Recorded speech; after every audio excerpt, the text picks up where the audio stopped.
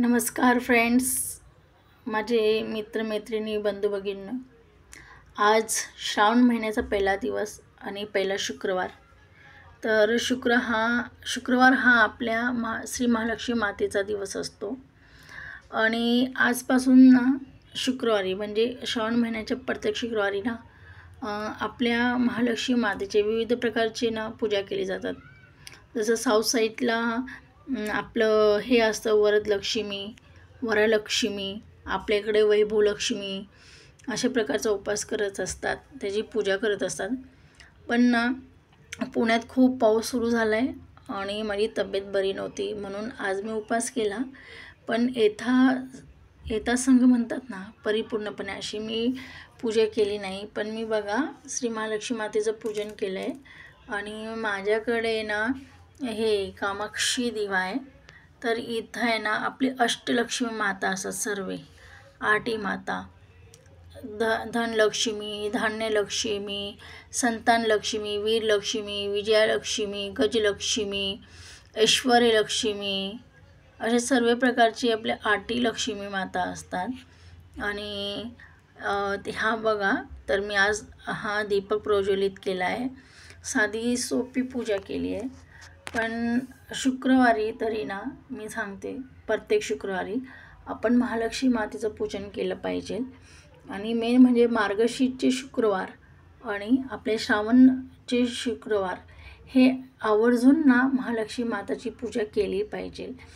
मी वैभवलक्ष्मीचे उपवास 9-10 वर्षापासून करते. आणि मला खूप इच्छा असते ना की वरलक्ष्मीची पूजा करायला हवी, पण मला ते जमत नाही, म्हणजे नीट माहीत नाही कशी करावी कशी नाही. म्हणून मी असं श्रावणात शुक्रवारी अशी पूजा करत असते महालक्ष्मी माताची. प्रसाद मी पूजा केली आहे, फुलं वगैरे वाहिले देवीला, दिवा लावला आहे, इकडे कामाक्षी दिवा लावला आहे.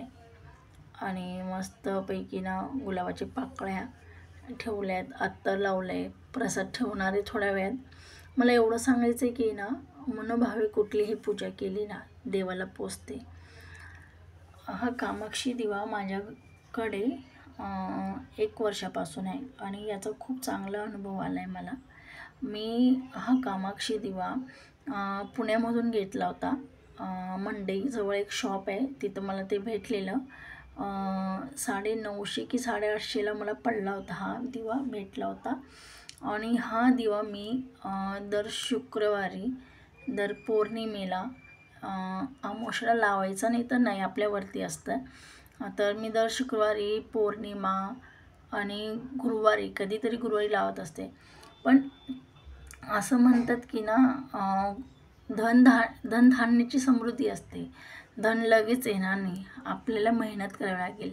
पण हा दिवा लावण्याने ना घरात पॉझिटिव्हिटी येते, निगेटिव्हिटी जाते आणि आपल्या कामात उत्साह येतो आणि आपली अपेक्षा, आपली इच्छा वाढते. आपल्याला स्वतःमध्येच फील होतो की ना हा बाबा खूप छान चाललं आहे, खूप चांगलं होते, माझी पूजा देवापर्यंत पोचते.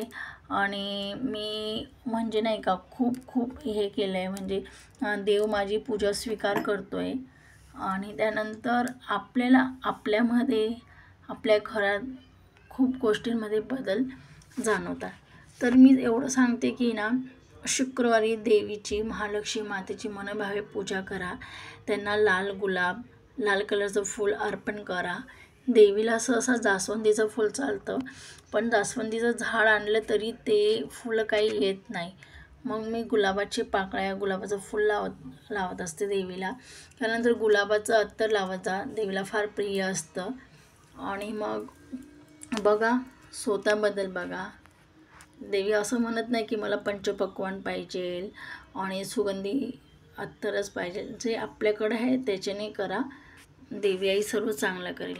जय माता राणी, जय मा सप्तशृंगी, जय आई तुझा भवानी.